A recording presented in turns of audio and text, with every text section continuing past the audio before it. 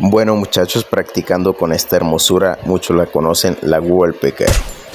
Jugando a un solo tiro, como muchos saben, esta arma se puede jugar a un tiro, pero realmente nunca la iba Asesinato doble. agarrado para jugar. No me gustaba, no sé, pero aquí estamos practicándola. Se ve que es muy fácil de dominar.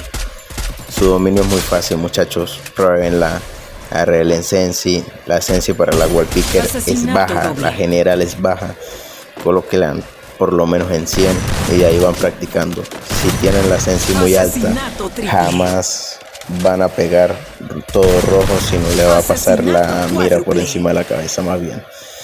Entonces, arréglenla chicos y me dicen en los comentarios qué tal le queda o qué tal pega.